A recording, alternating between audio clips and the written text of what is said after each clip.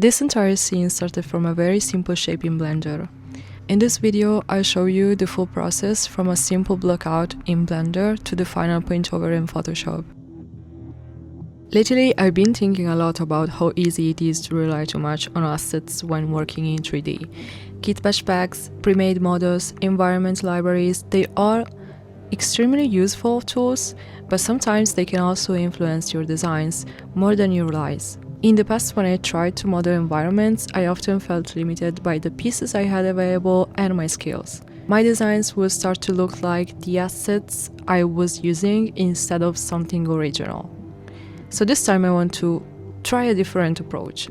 I started with the simplest possible building, just a few primitive shapes in Blender. Basically, I started with a cube, and the goal wasn't to create something super detailed. The goal was to start and finish an environment with something I made. So the first step was blocking out the main structure. At this stage, I'm not thinking about detail at all. I'm just thinking about the shape, the main shape of my building. In this case, the building ended up with a very vertical and almost brutalist feel, which I actually liked because it contrasts nicely with the natural environment around it. Then something that I also do on Blender is to working on lighting and materials. Lighting is of course the most powerful tool for creating atmosphere in environment design. I wanted this place to feel like slightly cold and unfamiliar, almost like something ancient that doesn't fully belong to the landscape. Once the main structure felt interesting enough, I started adding a few surrounding elements. The shapes don't need to be complicated either. The main purpose is to support the composition and the general idea I had for my scene. So maybe some floating structures in the sky, because I wanted like a kind of sci-fi alien abandoned situation.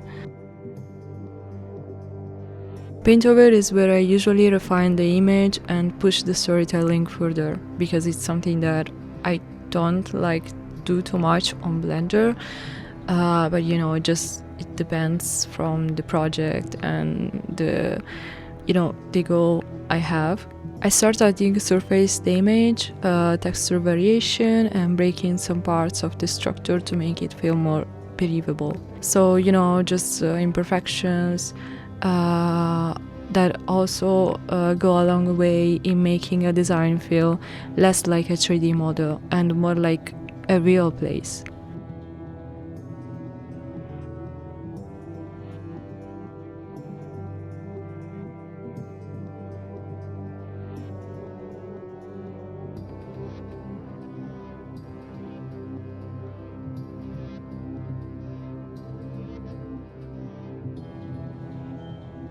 I wanted to give to the artwork, to the environment, some storytelling.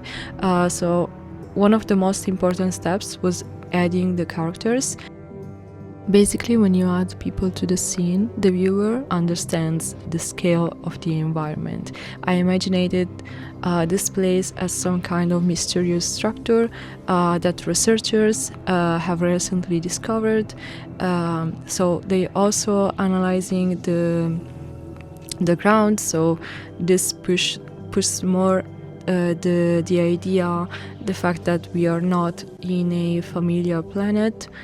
So those are very cool details to add to your projects.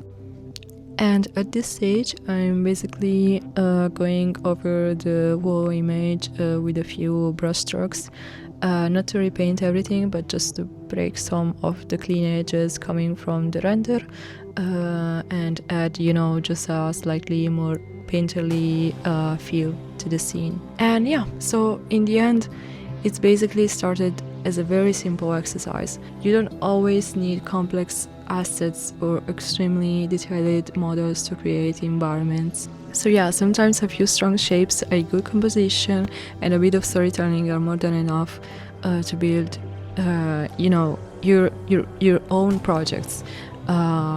It of course gives you more freedom to your design choices, So if you enjoyed the video or found the process interesting, let me know in the comments. Thank you again for watching this, and I'll see you in the next one.